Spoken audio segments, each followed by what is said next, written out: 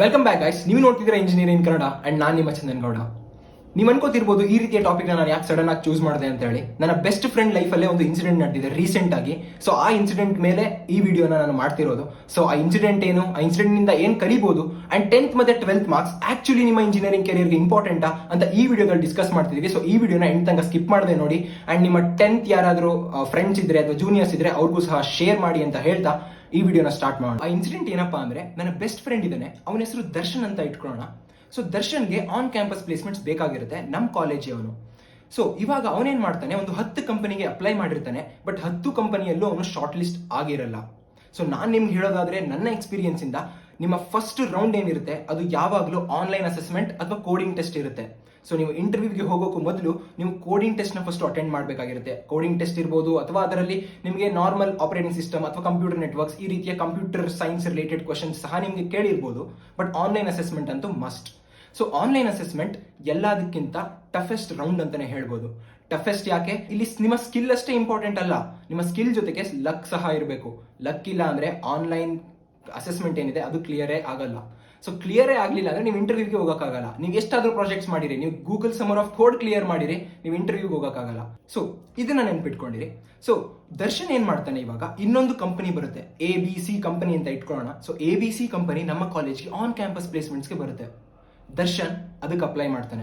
So ದರ್ಶನ್ಗೆ ಇದು ಸಖತ್ ಬೇಕಾಗಿರುತ್ತೆ, ಯಾಕಂದ್ರೆ 10 ಕಂಪನಿಯಲ್ಲಿ ಅವನು ಶಾರ್ಟ್ ಲಿಸ್ಟೇ ಆಗಿಲ್ಲ. ಸೊ 11ನೇ ಕಂಪನಿ ಇದು. ಸೊ ಅಪ್ಲೈ ಮಾಡ್ತಾನೆ. ಅಪ್ಲೈ ಮಾಡಿ ಅದಕ್ಕೆ ಅಂತಾನೆ ಪ್ರಿಪೇರ್ ಸಹ ಆಗ್ತಾನೆ.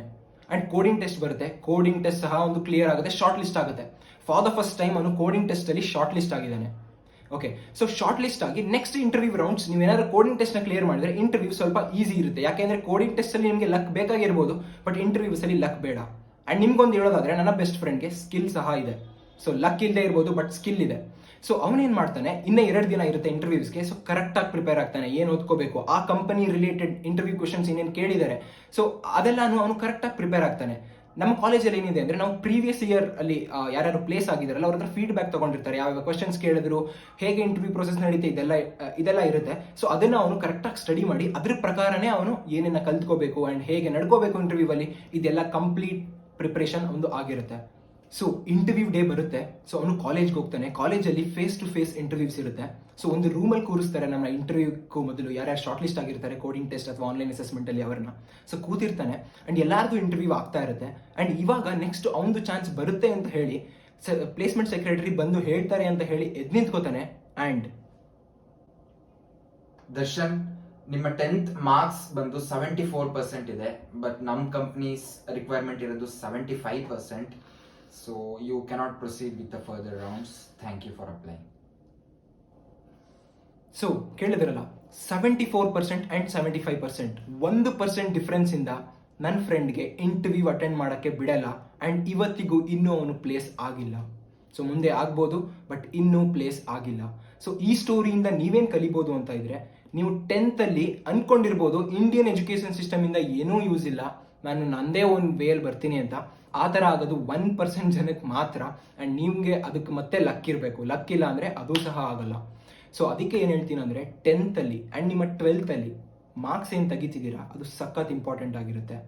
So companies 80% of the companies which come on campus ಬರೋ 80% ಕಂಪನಿಗಳು ನಿಮ್ಮ 10th ಮಾರ್ಕ್ಸ್ ಮತ್ತೆ 12th ಮಾರ್ಕ್ಸ್ ಮೇಲೆ ಒಂದು ರಿಸ್ಟ್ರಿಕ್ಷನ್ ಇಡುತ್ತೆ.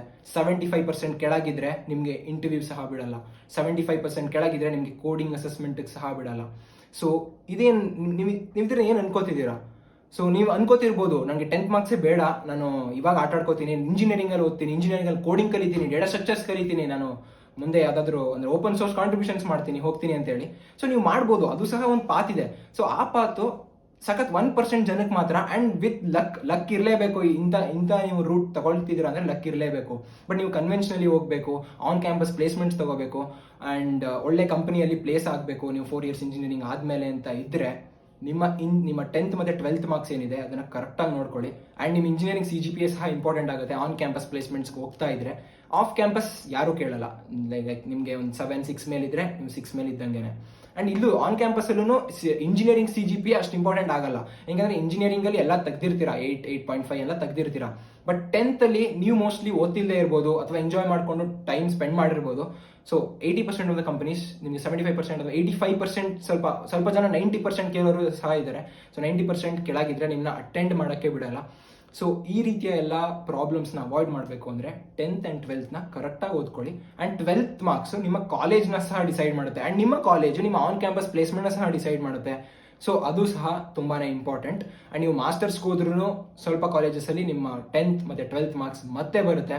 ಸೊ ಎಷ್ಟೊಂದು ಜನ ಹೇಳ್ತಿರ್ತಾರೆ, ನೀವು ಇನ್ಸ್ಟಾಗ್ರಾಮ್ ರೀಲ್ಸ್ ನೋಡ್ತಿರ್ಬೋದು ಅಥವಾ ಯೂಟ್ಯೂಬ್ ಚಾನಲ್ಸಲ್ಲೂ ಸಹ ನಿಮ್ಮ 10th ಮಾರ್ಕ್ಸ್ ಕಾರ್ಡ್ ಒಂದು ಪೇಪರ್ ಅಷ್ಟೇ ಅಂತ ಹೇಳಿ. ಎಸ್, ಪೇಪರ್ ಅಷ್ಟೇ, ಲೈಕ್ ಅದು 1% ಜನಕ್ಕೆ ಮಾತ್ರ. ಇನ್ನು 99% ಯಾರು ಆನ್ ಕ್ಯಾಂಪಸ್ ಪ್ಲೇಸ್ಮೆಂಟ್ಸ್ ಮಾತ್ರ ಟಾರ್ಗೆಟ್ ಮಾಡ್ತಿದ್ದೀರಾ, ಲೈಕ್ ನಿಮಗೆ ಆ ರೀತಿಯ ಹೈ ಲೆವೆಲ್ ಸ್ಕಿಲ್ಸು ಇಲ್ಲ ಆಫ್ ಕ್ಯಾಂಪಸ್ ಹೋಗೋಷ್ಟು, ಅಥವಾ ನೀವು ಫುಲ್ ಕಡಿಮೆನೂ ಆಗೋಕ್ಕೆ ಇಷ್ಟಪಡಲ್ಲ, ಯಾರು ಆವ್ರೇಜಲ್ಲಿ ಇರ್ತೀರಾ ನೋಡಿ, ಅವ್ರಿಗಂತೂ ಸಖತ್ ಇಂಪಾರ್ಟೆಂಟು 10th ಮತ್ತು 12th ಮಾರ್ಕ್ಸ್. ಸೊ 10th ಮತ್ತು 12th ಅಲ್ಲಿ ಓದ್ಕೊಳ್ಳಿ ಅಂತ ಹೇಳ್ತೀನಿ. ನಿಮ್ಮ ಜೂನಿಯರ್ಸ್ಗಿದ್ರೆ ಅವ್ರಿಗೂ ಸಹ ಶೇರ್ ಮಾಡಿ. ಸೊ ಶೇರ್ ಮಾಡೋದ್ರಿಂದ ಅವ್ರಿಗೊಂದು ಸ್ವಲ್ಪನಾದ್ರೂ ಮೋಟಿವೇಶನ್ ಸಿಗಲಿ. 1% ಮಿಸ್ ಆದರೆ ಎಷ್ಟು ಬೇಜಾರಾಗುತ್ತೆ ನೀವೇ ಅರ್ಥ ಮಾಡ್ಕೊಳ್ಳಿ. ನೀವು ಆ ಸಿಚುವೇಶನ್ ಇದ್ರೆ ನಿಮಗೆ ಬಂದು ನಿಮ್ದು 75% ಇದೆ, ನಿಮಗೆ 74% ನಿನಗೆ ಸಿಕ್ಕಿರೋದು, ಬಟ್ ನೀವು 75% ಮಾತ್ರ ನಾವು ಬಿಡೋದು ಇಂಟರ್ವ್ಯೂಗೆ ಅಂತ ಹೇಳಿದ್ರೆ ನಿಮ್ಗೆ ಹೇಗಾಗುತ್ತೆ ಅಂತ ಅರ್ಥ ಮಾಡ್ಕೊಳ್ಳಿ. ಸೊ ಅದನ್ನ ಯೋಚನೆ ಮಾಡಿ ಅಂತ ಹೇಳ್ತಾ ಈ ವಿಡಿಯೋನ ಎಂಡ್ ಮಾಡೋಣ. ನಿಮ್ಗೆ ಯಾವುದೇ ರೀತಿಯ ಡೌಟ್ಸ್ ಇರಲಿ, ಯಾವುದೇ ರೀತಿಯ ಕ್ವೆರೀಸ್ ಇರಲಿ, comment section hockey. And like ಮಾಡಿ ವಿಡಿಯೋನ, ಬೇರೆಯವ್ರಿಗೂ ಸಹ ತಲುಪಿ. ನೀವು ಲೈಕ್ ಮಾಡಿದಷ್ಟು ಬೇರೆಯವರು ಸಹ ಅಂದರೆ ರೀಚ್ ಜಾಸ್ತಿ ಆಗುತ್ತೆ ಆ್ಯಂಡ್ ಬೇರೆಯವರು ನೋಡ್ತಾರೆ.